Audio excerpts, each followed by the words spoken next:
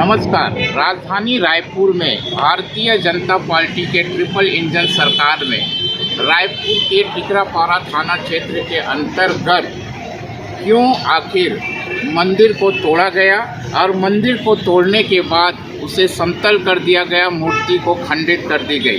क्या उस अपराधी को पकड़ा जाएगा? टिकरापारा थाना क्षेत्र के अंतर्गत जिस तरीके से ये घटना घटित हुई है, इस घटना की सबसे महत्वपूर्ण कारण ये है कि भू माफियाओं के द्वारा जिस तरीके से राजधानी की सरकारी जमीन को अपना बताकर बेचने का प्रयास किया जा रहा है।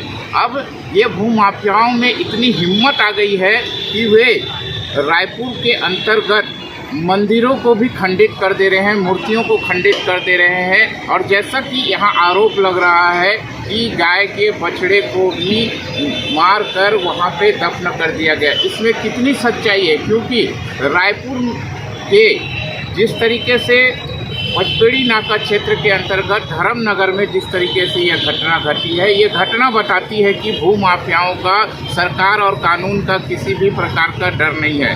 जबकि भारतीय जनता पार्टी के ट्रिपल इंजन की सरकार इन दिनों रायपुर में काम कर रही है। जबकि जिस क्षेत्र में घटना हुआ वो जोन क्रमांक 6 के अध्यक्ष बद्री प्रसाद गुप्ता जी का वार्ड है। बद्री प्रसाद गुप्ता जी जो कि स्वयं भारतीय जनता पार्टी के पार्षद है, उनके क्षेत्र में इस तरीके की घटना पूरी तरीके से निंदनीय है।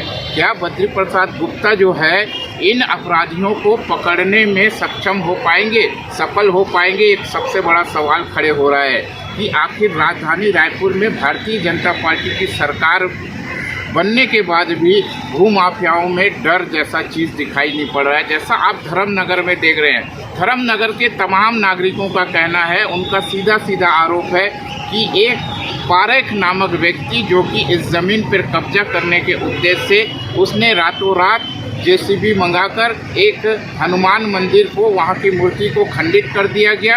और आरोप यहाँ है कि एक गाय के बछड़े को भी यहाँ दफन किया गया है।